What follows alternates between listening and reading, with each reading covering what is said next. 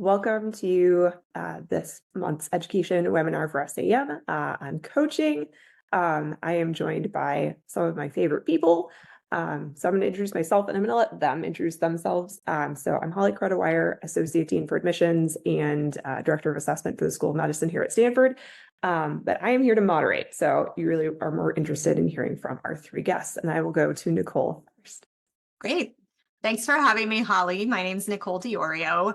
I'm the Associate Dean for Student Affairs at Virginia Commonwealth University in Richmond, Virginia, and I have an interest in coaching at the UME level. We'll go to Meg next.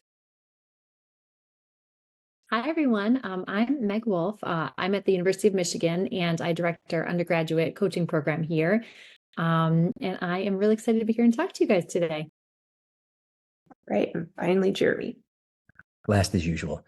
My name is Jeremy Branzetti.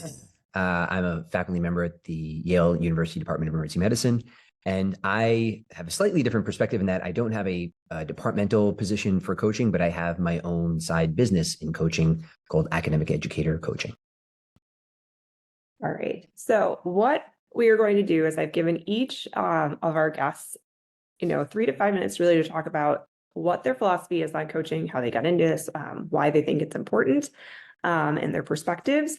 And then I'm going to moderate some Q&A. Anytime you have questions, if you want to raise your hand, pop it in the chat. Up to you guys. I'm here to ask all of your burning questions as well. So let's go in reverse order since Jeremy's so upset that he's been last. You can go first. Does this look like the face of upset? So I came to coaching, as many of you may already know, from the world of education, much like, I guess, actually both of our speakers, co-speakers today.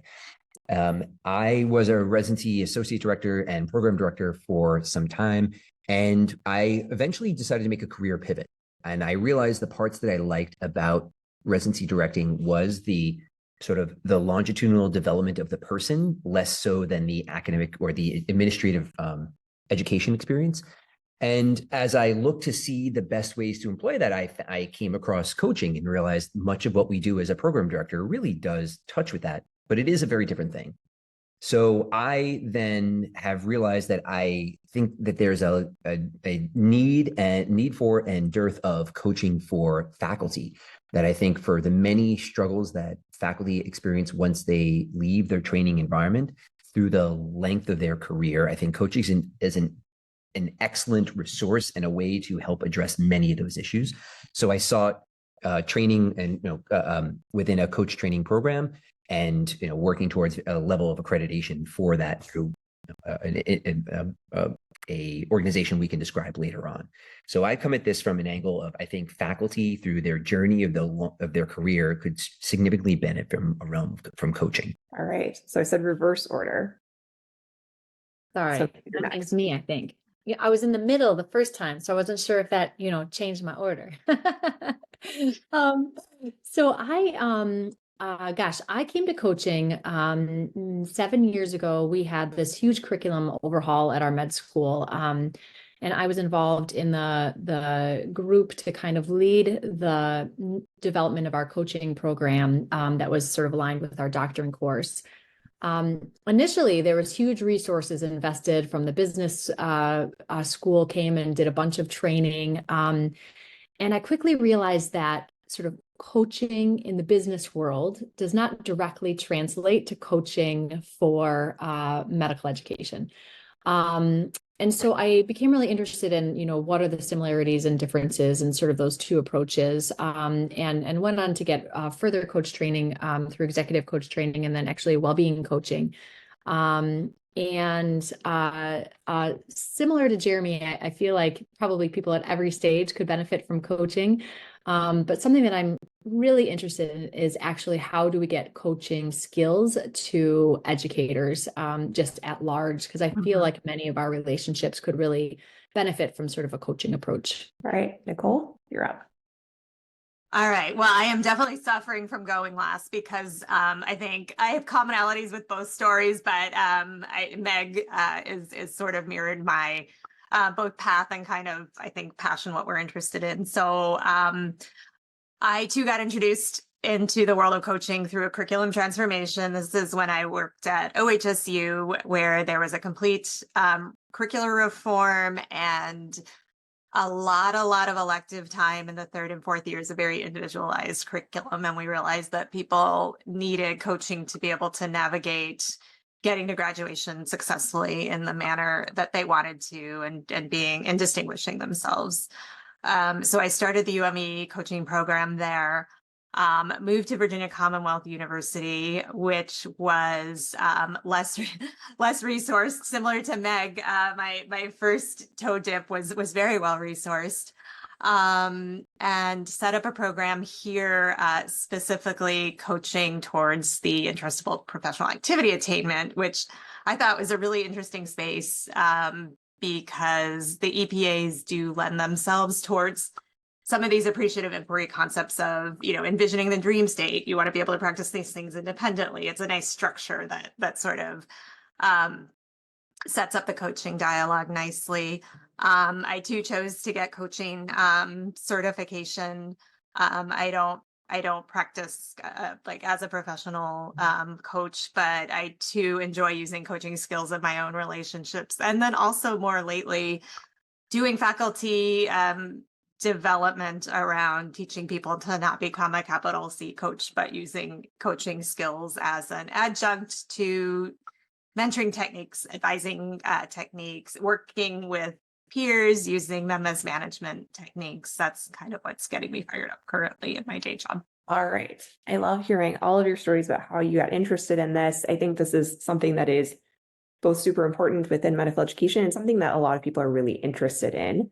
I have a few questions lined up, but again, if the audience has questions, feel free to pop them in the chat or raise your hand. But first, let's talk about terminology. How is coaching different from mentorship or sponsorship? I know this comes up a lot. Nicole, you are like the expert. I'm looking at you, Nicole. This is Ellie. Oh, you're very kind. You're very kind.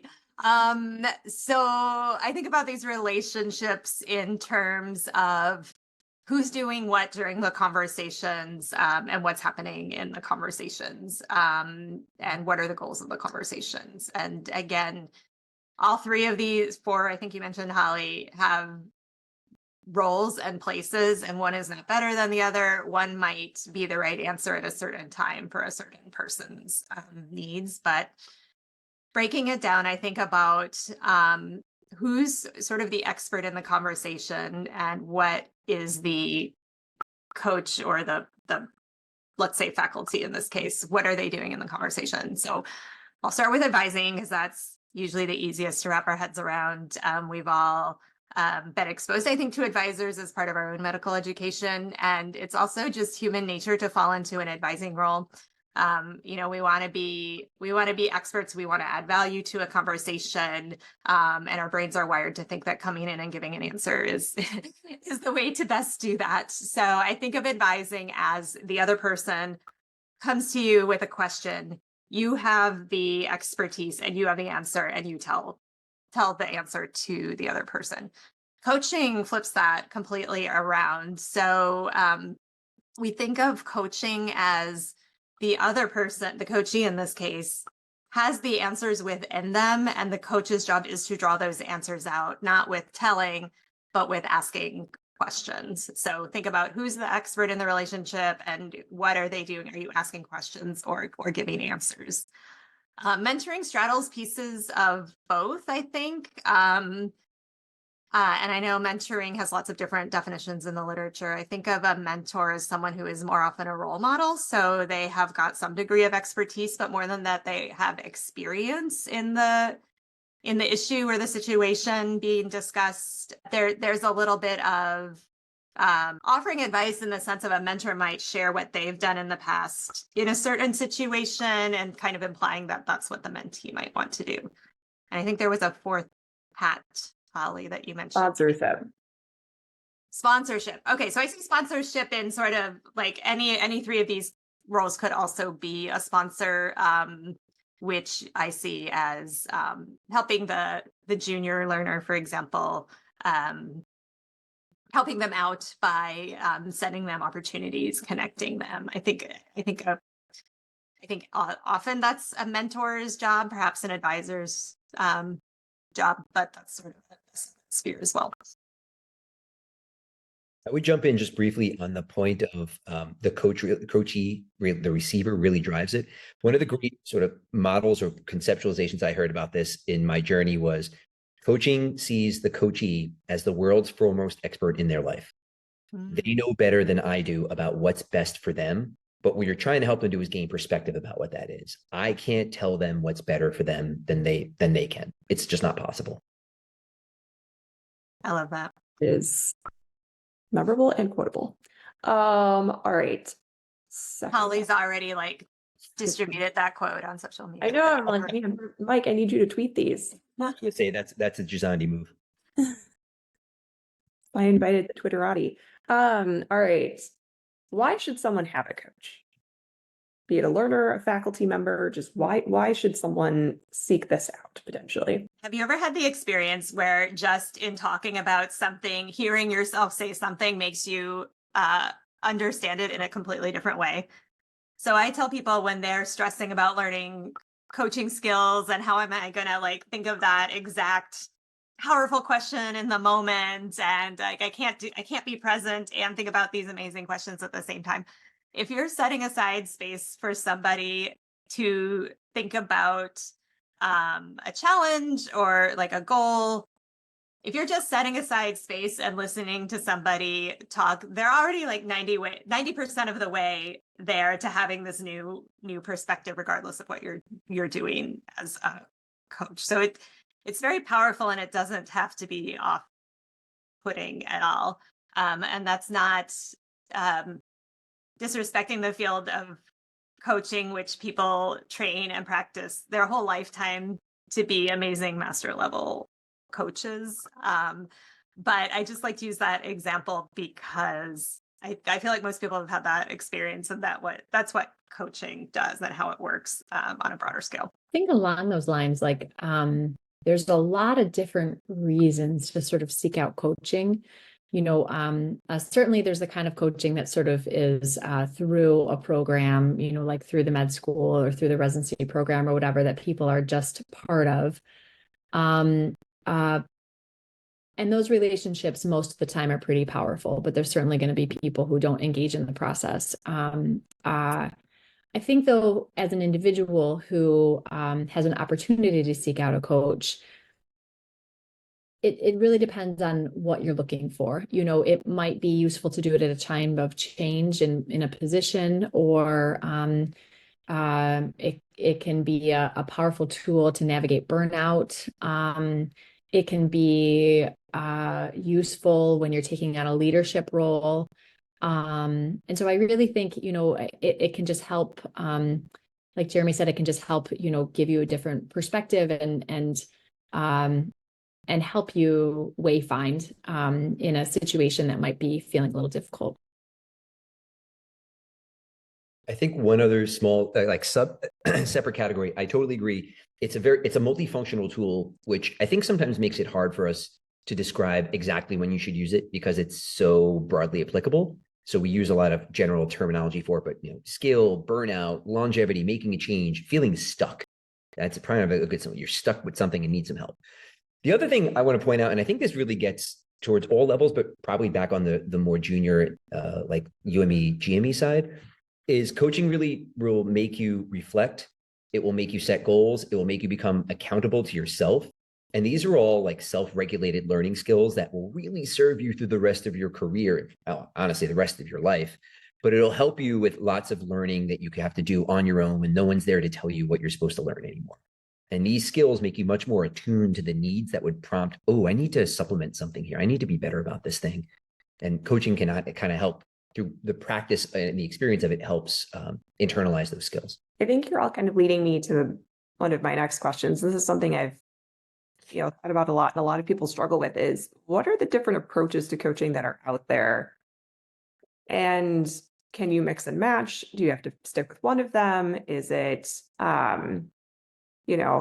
there's been talk about group coaching versus individual coaching. Just what is kind of the right way to go about this, or the different ways to go about this that people could think about? I'd say it's hard to say that there's a right way. And this is the frustrating answer you're going to hear back. It's what's right for you. But it's such an individualized concept that any of the philosophies or types or even approaches, group or individualized, they kind of just have to feel like, oh, that's targeting the thing that I was looking to be able to do. So for instance, if you're a residency management team and you're all new, right? Doing group coaching together may be a great way to really learn about each other, your work styles, like what's out there that needs to be done, what are your expectations for a good work environment, et cetera. That may be a great way to do group coaching and a great reason for it. Whereas taking it alone, if you were a new program director and it's an established team, maybe it's a little better for you to get individualized coaching as a new leader because you're going to be doing administrative and leadership things. It all depends really what your need is. But I mean, there's a wide array of philosophies of like strengths-based or positive psychology or all these different ways. And I wish I could give a simple, like, if you need this, do this, and it doesn't exist. At least that would be my take. Nicole, Megan, you guys can chime in on that part. But there's a lot of different flavors of coaching. So you've heard about learner coaching, there's developmental, leadership or executive, remediation for folks who are struggling or at risk in some way, performance, a specific skill or a specific activity, kind of depends on the thing you want to do. But I would say, and hopefully everybody agrees, fundamentally, a coach should be able to adapt to what your need is, regardless of what the like stylistic points that they usually come from. I would agree with that completely. And I would say if somebody is looking for a coach, it's really important to understand what the potential coach you're meeting with, sort of what their style is, and see if it matches what you need and what you're looking for.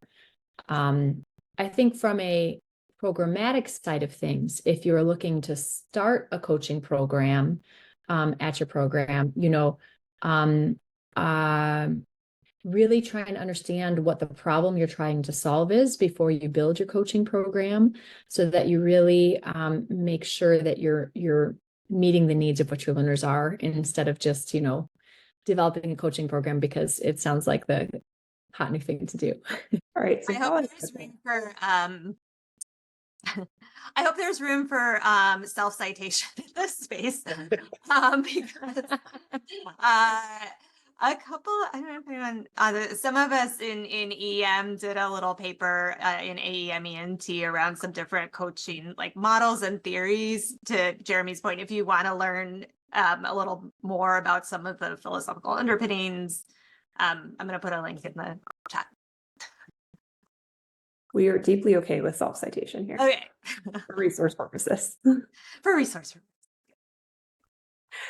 All right, shifting gears a little bit, what sort of training do coaches need or get in your program or setting, or just in general? To try to the most.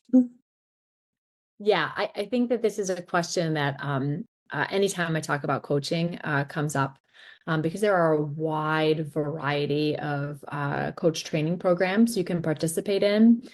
And similar to the prior question, I would say what you need depends on what you want to do. I think for most people who are just interested in using coaching skills in their everyday interactions as an educator, you really don't need formal training. And you probably can, seek out some of the sort of faculty development resources around this at some of our national meetings, or at some of the webinars that AMA and other organizations put on. But there are a whole variety of sort of advanced coach training programs that ultimately allow you to become a certified coach. I think that's probably beyond this sort of discussion. But there are, if you kind of want to make like another career out of that, or, then that is also an avenue you can pursue. I know Jeremy and Nicole, if you have other thoughts about that. No, I think that was nicely said. For me, at least, my personal story is that I had this vague sense of this is something I should do, and it took thinking about and maybe even actually coaching from friends around like why, what was behind that, why do I want this? And once I had sort of a better understanding in mind, that led me to get my training. Yes. I feel like, sort of like I said in a prior comment, there's a lot of sort of low hanging fruit type techniques that really bring coaching strategies into everyday conversations that you and the other people that you interact with can benefit from without a course or certificate at all. Yeah, I would recommend anybody who, if you really do enjoy it, you're like, oh, I want to cultivate this skill set, or you want to run a program, I would recommend seeking a training program in some way, because the one thing at least I learned in my journey is medicine teaches you a number of great things in helping cultivate other people, but our tendency towards diagnostics and knowing the answer is a really hard habit to break. And to be a truly good coach, you have to break that habit. And a training program outside of medicine that makes people who have no concept of what we do and will not like tolerate that behavior in a true program, or is a great way to learn how to like really separate that tendency out. Jeremy, that's really funny that you say that, because the program that I did, there was a bunch of physicians who are going to go through at the same time, and they deliberately split us up so that so that we wouldn't do that. Same in mind, they limited the number of physicians. You know, to do like the coaching in our program here at our med school, we do like fairly rigorous coaching when we're on board, or training when we're onboarding people, and then do monthly faculty development sessions, and then do once a year do sort of like watch each other. So, you know, there is still, and I think people learn a lot from that process, but none of them are certified coaches. Awesome. All right. So again, switching gears a little bit. What does the coachee-coaching relationship look like? What is this kind of like optimal scenario that you would observe in the, kind of idealized coachee-coachee dynamic? So I'll go out there and put out the one that I think is to be an important point of discussion, because this will highlight the difference of who is your target audience of this. So there's a couple of basic ideas, like, mutual positive regard, right? You basically, it's like any other relationship in life. You have to have some kind of positive view of each other, and to use the parlance of the youth today, there's got to be positive vibes there. Psychologically safe and confidential, like that's a really big deal. And I think the big deal, the one that's the real point of debate that I want to throw out there, is no summative assessment whatsoever.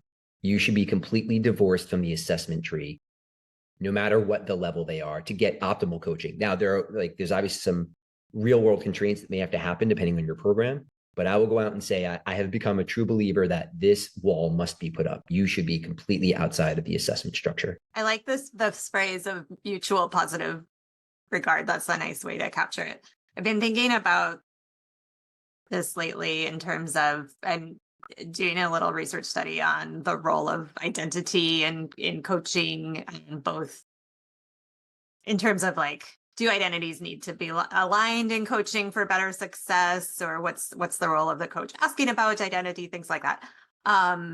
Anyway, that's led me to think about the relationship building phase of coaching, and then like the actual coaching. And of course, time-wise, these both kind of happen at the same time. But I think it takes intentionality and assessment of a fit in either direction, in both the forming of the relationship initially, and then like continued maintenance as you go on in the coaching conversations.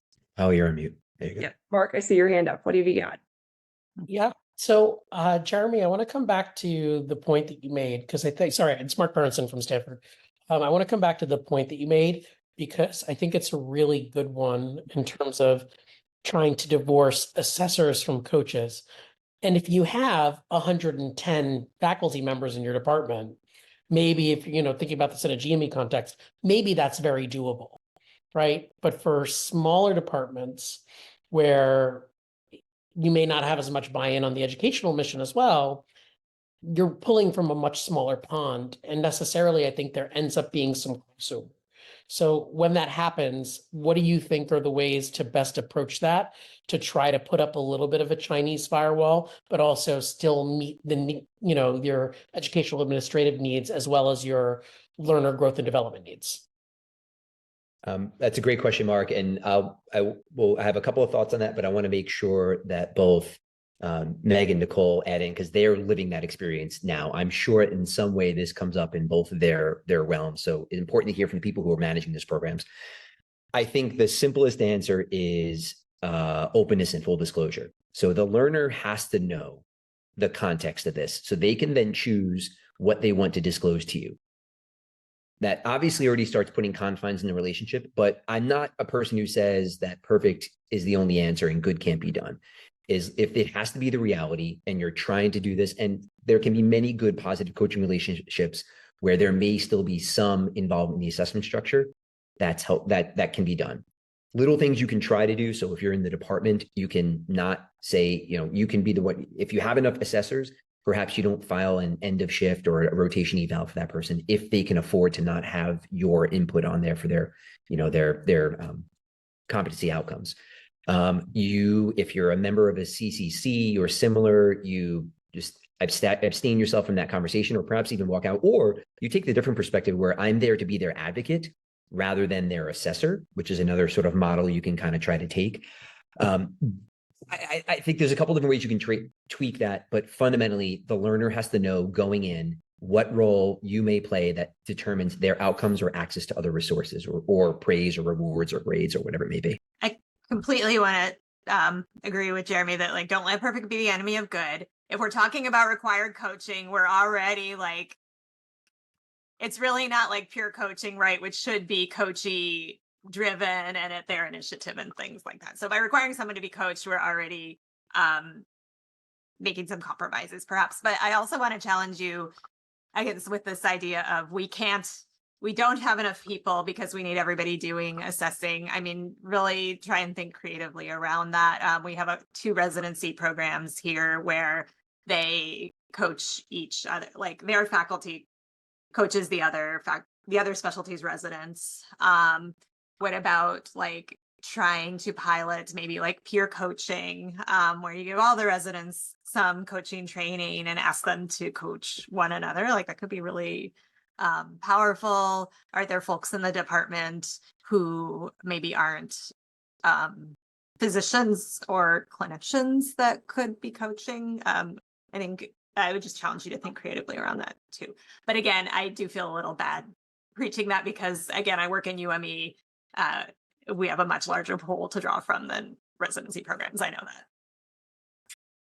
Yeah, I would agree with all of that. We in the UME space have a ton of learners and a ton of faculty. And so we do in that space create very strict firewalls in the sort of assessment and coaching relationships. And so our faculty that serve as coaches will never work in the clinical space with their students.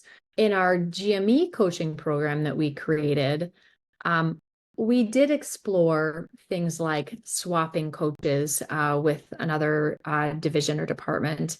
And ultimately, we decided that, similar to what Sarah said in the chat, we were not going to create those clear firewalls because we wanted to really normalize assessment once they got to sort of the fellowship stage.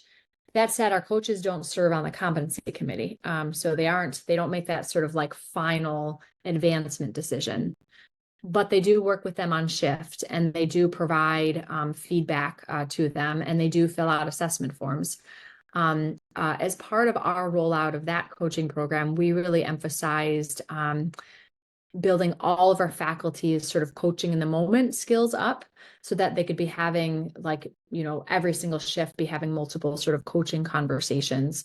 And so we really felt like it was, we would lose a lot of valuable information if we then didn't let those people sort of contribute to the overall assessment portfolio of the learners.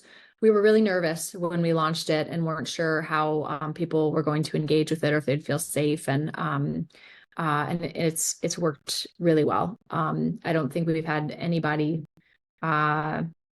seem like they're sort of disengaged with the process. Obviously, we put a lot of safeguards up there and worked really hard to create sort of a safe environment. But we decided that, we'd go with good since we couldn't have perfect. Other questions from the audience? Thanks for that one, Mark. Otherwise, I have more. I guess actually an interesting point, just reading Sarah's comment about, normalizing assessment. If you make it such low stake repeatedly, it does take away the sort of worry or threat. There was a really interesting study that came out, I think in the last month or so from, I think from one of the Canadian schools, where basically they it looked at the internal medicine coaching program and they looked through the documents over time. And going to this point about assessment, the coaches would both serve as a coach for the coachee, but also provide documentation to the CCC or input on assessment. Like, did they do EPAs? Did they do et cetera? Or their take on their reflections. What they basically analyzed is like, what was the content of the coaching conversation? And it's, as time went by and it was in that model of serving both formative and summative purposes as the coach, it skewed hard towards, did they do EPAs? What is their scoring on test? And way away from, how do I be a better doctor? And how do I work on these other things that were really more individual learner centered? So it's insidious, but the effect can be seen to be there of like what assessment can do. So just truly be attentive to that, and it can be unintended consequences from how the program is structured. Let me see if I can find it. I'll share it for everybody. It's a good use. If you can find it, that'd be great. All right. If no one also has any questions currently, we'll keep going.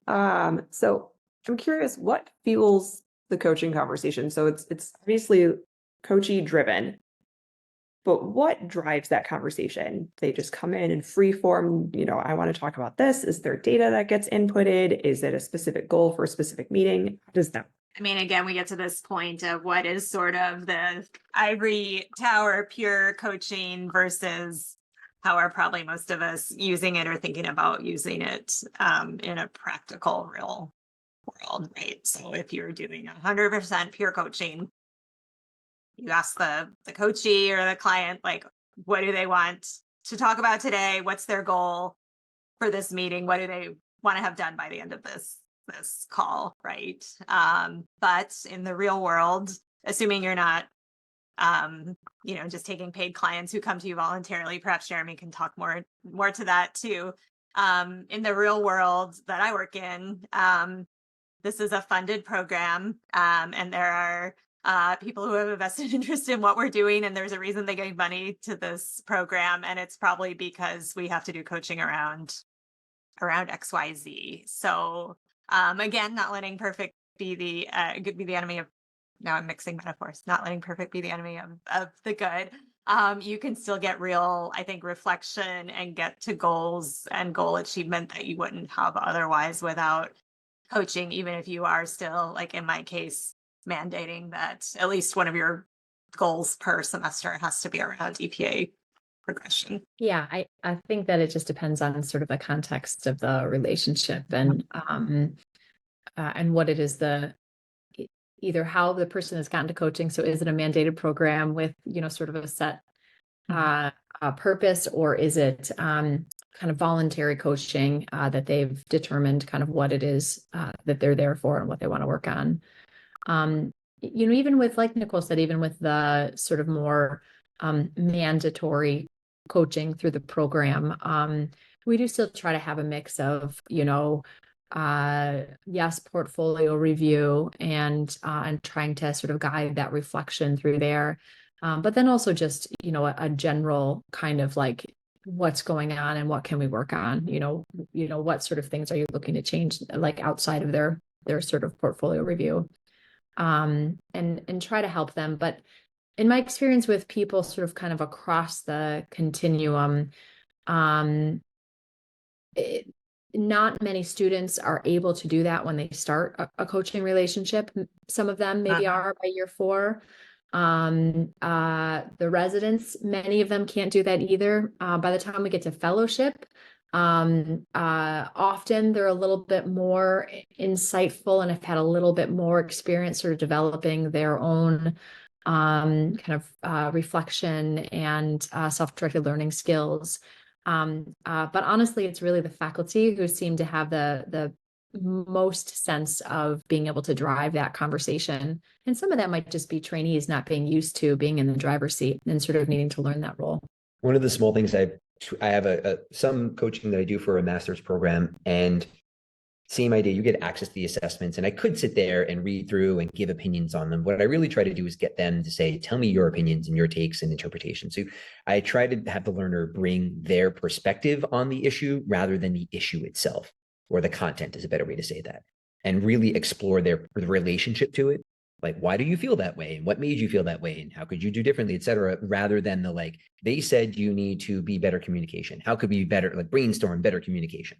Like, that's telling them what they have to do rather than really exploring what their take is on that experience. And so that's one way you can try to work within the confines. But in sometimes, especially the folks who are referred for remediation in some way, who are like told you have to go to coaching, this becomes a really fine line to try and walk. I was actually going to ask that question about like, what's the biggest hurdles you face? Because I'm sure, having experience, with coaching, there's some issues that you're like, oh man, this is like, just makes it really tough. So I guess like, what's your biggest hurdle? Then maybe like some tips of how you overcome, kind of those rough parts. Nicole, I do not know what you're referring to.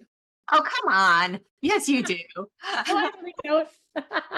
It takes two, a guide for coaching. Oh. Okay. Okay. A group of us, with the help of the AMA, put together a handbook for learners who are going to be in a coaching relationship to kind of help them figure out how best to kind of get the most out of their relationship. So that can be a helpful resource. In terms of kind of like other sort of challenges, I would say in the mandatory programs, there's always the people who are, not excited about participating, and sort of like how to figure out how to engage them. And from a coach side, I get a lot of questions about like, what do I do with the learner who's like already doing really well? And trying to help reframe for them that this is not like a remediation process. Everyone could benefit from coaching and be further developed. And so I think those are probably the two biggest struggles that pop up in my space. Yeah, I'd say it's the person who doesn't want to be there, but they're forced to be there. Coaching fundamentally only works because of the work the person's willing to put in and reflect and think and really be willing to make change. And when they're like, I'm here for my 4 coaching sessions, you're starting in a real big hole at that point. And that's the hard part. And I guess you could, pair that with the type of learner who's, difficult with accepting, feedback or reflective ability.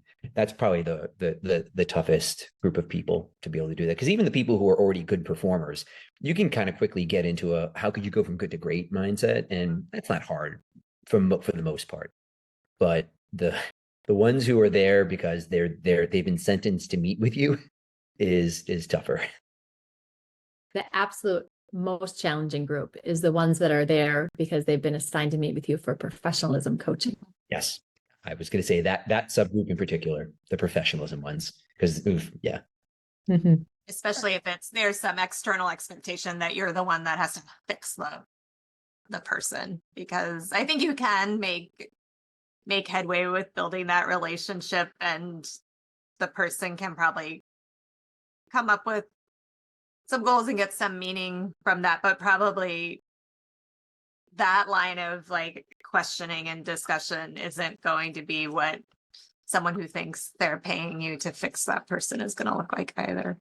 So, all right, we have another question in the chat. What kind of training or education do you give the coachees about the coaching process at the beginning of the program? So we talked about the coaches. What about the coachees?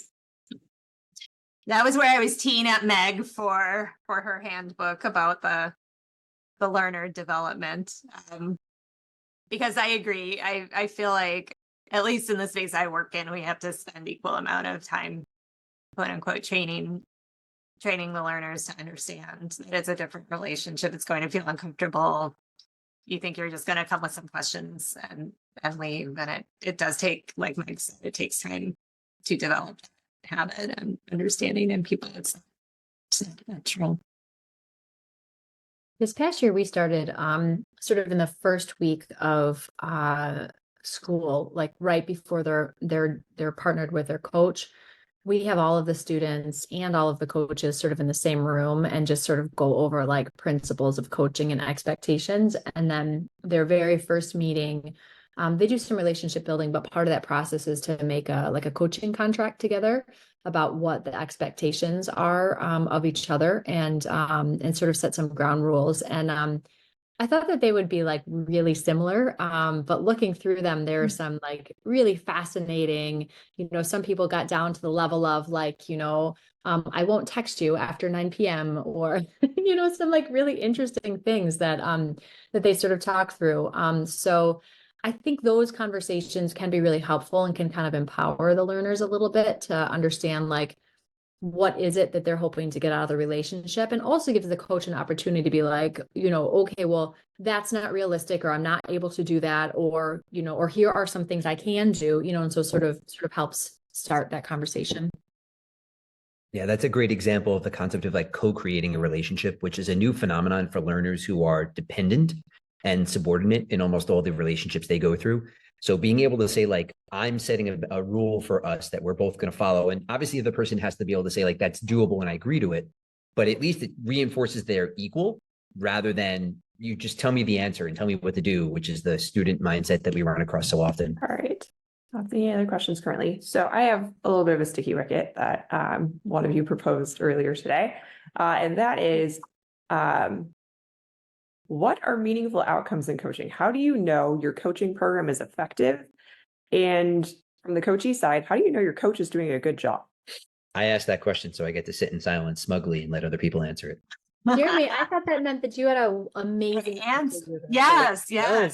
Do you know nothing of me? I'm a flamethrower, not a. Okay. So this is actually something like we're trying to go to work on a project to understand, because I think that there's a lot of possible answers to this. And this goes back to an earlier statement I said, which is this is one of the jobs of you as the coachee, which is to say, what is success at the end of this? A good coach should be able to help you elicit that. So it's not like you come in with a prepackaged, perfectly described thing. The coach should help you flesh it out and understand what it looks like and how you'll measure it and all the like smart goalie type things. But this is like the ultimate in like bespoke constructivism. Like you have to choose your own right and wrong and what is the right answer, and be comfortable with that choice and say, that's what I really wanted to accomplish. And even if there's no trapping for that of a grade or a prize or a job at the end of it, there's still, you have to be the one to determine like, I got the thing I really set forth to do. As long as you're clear what that thing is in advance, then you'll know.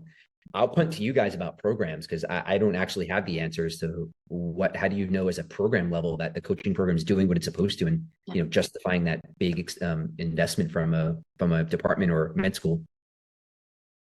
Yeah, I mean, that's so hard, right? Because I completely agree with what you said, Jeremy, but then you propose that and people are like, well, that's kind of like a satisfaction level metric, or it's at least it's self-reported.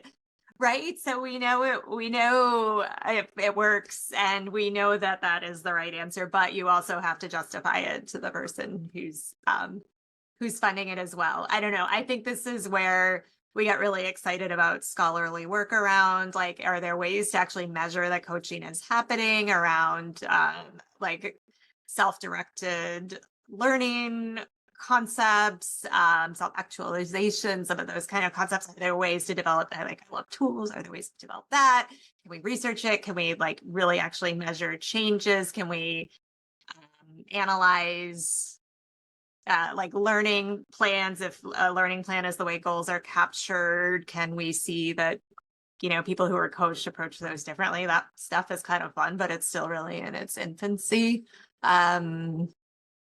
Yeah. So right now I feel like this work is mostly around just sort of like self-reported outcomes is kind of the best we've got, but like a number of I see names on this call are interested in learning more in that domain. Luckily, I've never been asked to like prove my investment yet, although I feel like I'm always ready at a moment's notice. And actually this kind of segues into the point of Mark about how to get funding. I would say you're going to be less successful if you're like, hey, Dean, I need money for a coaching program because coaching is the right thing to do. Like, I strongly encourage you to try to pair it with something else that's a little more mainstream or curricular based, or tie it to something as a means to get that thing going. So like in my first job, it's part of our individualized curriculum. People need coaching to navigate this curriculum reform. Same thing at VCU, it was tied to the EPA piloting. So I feel like that's the way you're going to be most successful. That's my personal advice. I think that's probably true, tying it to something that is either necessary, like if it's, so you're talking about med school, something that sort of helps fulfill a LCME requirement, or some kind of change that is already happening. I will say in our fellowship program, we don't have any funding for it. And it's like, our invested faculty are the people who have sort of signed up to do this extra work. I've heard of some programs that do it as part of like their responsibilities of core faculty or of their APDs. And so I think there's a number of different ways to fund it without separate money. Separate money is always nice.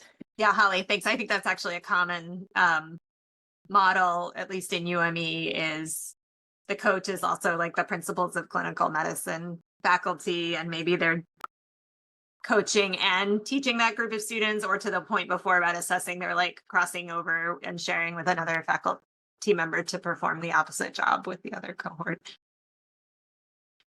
Yeah, you can make a strong argument to like, having those people paired and helps with the professional identity formation and those kind of pieces. And then you could do group coaching because that's like a stable cohort of students. It could be fun. We started doing group coaching here in that context this past year, and we had not been doing it before. And it was pretty cool because the students were like so open and vulnerable with each other, and just so many people, said in the survey afterwards that like, gosh, I didn't know so many people were, dealing with the same things that we were. So it was pretty powerful session. It was neat. I'll probably pick your brain more about that. So it's something we've discussed a fair bit.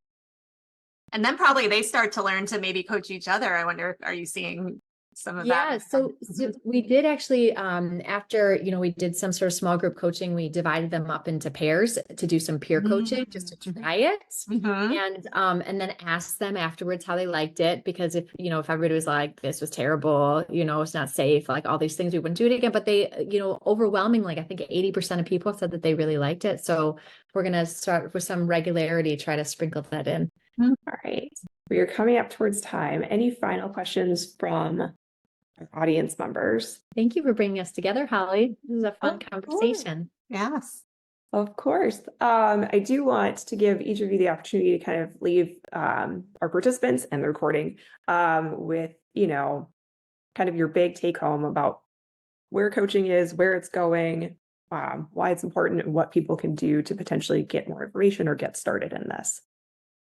And Meg, you were in the middle both times, so you get to go first.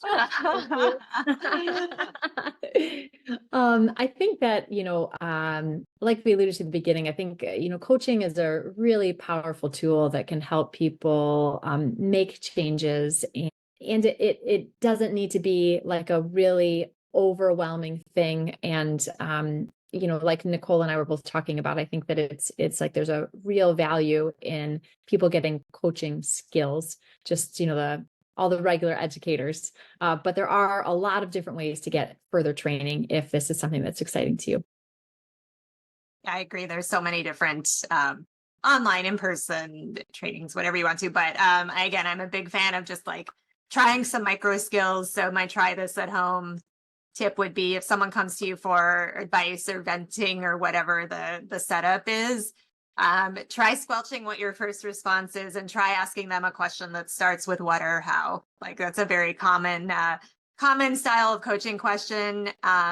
Starting a question with what or how prompts them to reflect a little more deeply and sort of artificially keeps us from doing the things that might naturally come out of our mouths as physicians and people who just want to sort of fix and answer. So give that a shot. And I'll just target the folks who are here on this are all faculty level people. So I'm going to say that like the value of coaching to you, like as the recipient, right? I see people here I've known for many years, some people who are at the start of their career, some people who are, we'll call them aged wisdom level career, and some people who may even be like, hey, I've done most of my things and I'm going to continue. I found my niche, whatever that may be.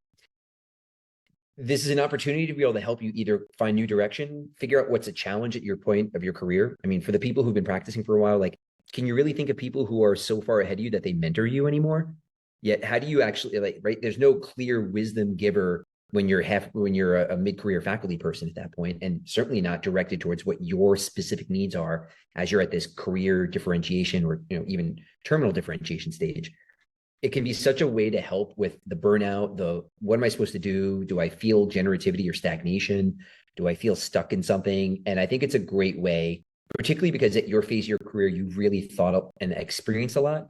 You are already coming in ready to do the reflective insight, draw conclusions. And as opposed to early career people who are still stuck in a learner's mindset of tell me what to do, what's the right answer? So it could be really valuable to you in many different ways. I'm glad you went last, Jeremy. That's very inspirational. Yeah, this is what I do. I stir the pot and I inspire. You also had a shameless plug, and I don't want you So yeah, I guess on that same note, like I'll complete the trifecta of self-citing. I'll be talking about the use of like faculty coaching as a mid-career opportunity at SAM coming up. So stay tuned for that if you're around. I think it's the last day on the Friday, if I remember. All right. Thank you all for spending your afternoon or morning, depending upon where you are with us. And thank you to Meg and Nicole and Jeremy for joining me. And look forward to seeing all of you at SAM this year. Thanks all.